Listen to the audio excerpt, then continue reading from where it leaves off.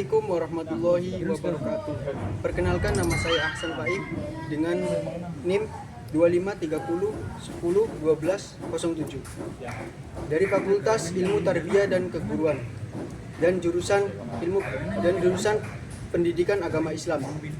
Di sini saya akan menceritakan tentang kisah Salahuddin Al-Ayyubi untuk memenuhi mata kuliah Sejarah Peradaban Islam Klasik dengan dosen pengampu Ibu Yoyo Badriah, SPDI, MAG.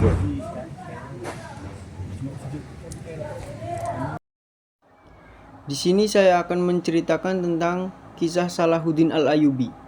Salahuddin Al-Ayyubi adalah salah satu pahlawan besar dalam sejarah Islam.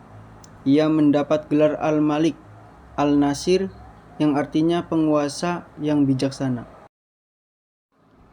Yusuf bin Ayyub atau yang dikenal dengan Salahuddin Al-Ayyubi terlahir dari keluarga Kurdis di kota Takrit pada tahun 532 Hijriah sampai 1137 Masehi. Ayahnya bernama Najm ad-Din Ayyub, seorang gubernur Ba'ablek. Menukil buku sejarah Islam oleh Mahayuddin Haji Yahaya, masa kecil Salahuddin Al-Ayyubi dihabiskan untuk belajar di Damaskus. Selain belajar agama Islam, Salahuddin Al-Ayyubi juga mendapat pelajaran militer dari pamannya, yaitu Asad-Din Shirkuh, yang merupakan seorang panglima perang Turki Saljuk. Bersama dengan pamannya, Salahuddin berhasil menguasai Mesir dan memperposisikan sultan terakhir dari kekhalifahan Fatimiyah di Mesir. Berkat keberhasilannya, Salahuddin diangkat menjadi panglima perang pada 1169 Masehi. Salahuddin dikenal karena kecerdasan dalam menyusun strategi, baik dalam peperangan maupun dalam pemerintahan. Tak membutuhkan waktu lama, Salahuddin mampu memimpin Mesir dengan baik. Salahuddin juga mendirikan 2 sekolah besar yang mengajarkan tentang Islam yang benar.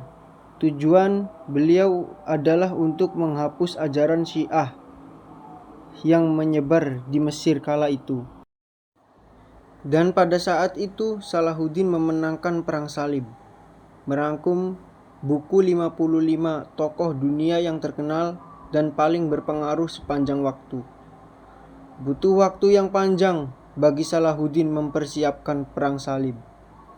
Selain persiapan fisik dan strategi jitu, beliau juga melakukan persiapan secara rohani. Adapun persiapan lainnya adalah membangun benteng-benteng pertahanan yang kuat, perbatasan-perbatasan yang jelas, membangun markas-markas perang, dan menyiapkan kapal-kapal perang terbaik. Persiapan juga dilakukan dengan mendirikan rumah sakit dan menyuplai obat-obatan. Meskipun Salahuddin sakit keras, hal itu tidak menyurutkan niatnya untuk memperjuangkan tanah Nabi. Yerusalem justru semakin kuat tekad Salahuddin untuk membebaskan Yerusalem dari kekuasaan Kristen.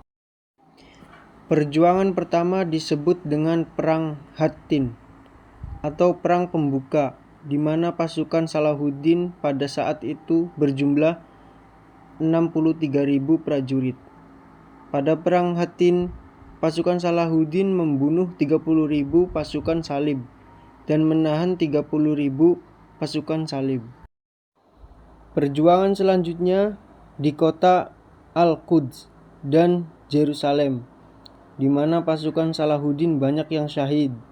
Bahkan ketika pasukan Salib memasang salib besar pada batu Sakhor, hal tersebut membuat pasukan semakin bersemangat dan akhirnya berhasil memenangkan Perang Salib yang kedua. Kebijaksanaan Salahuddin Al-Ayyubi. Dengan segala kesabaran dan kebijaksanaannya dalam perjuangan, Salahuddin Al-Ayyubi mampu mengalahkan pasukan Salib di medan perang Hattin.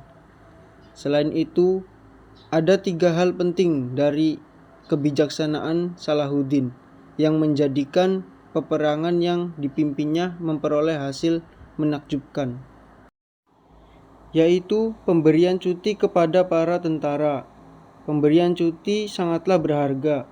Terlebih lagi seorang tentara juga memerlukan waktu untuk beristirahat demi memperbarui semangat jiwa dan mempertebal cita-cita meraih kemenangan.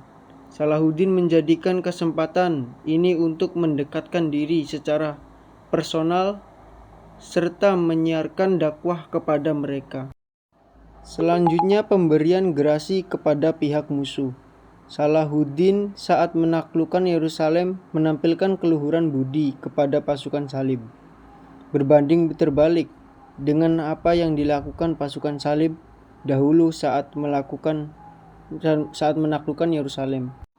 Salahuddin justru memberikan gerasi kepada beberapa orang di antara mereka yang dinilai tidak melakukan penindasan keji terhadap umat Islam. Selanjutnya, mengadakan perjanjian damai kepada pihak musuh. Meski para pendahulu Salahuddin cenderung melakukan perlawanan secara fisik, Salahuddin justru mengambil kebijakan dengan mengadakan perjanjian damai bersyarat dengan pihak musuh. Hal ini dilakukan untuk menghindari jatuhnya banyak korban dan kerugian yang lebih besar.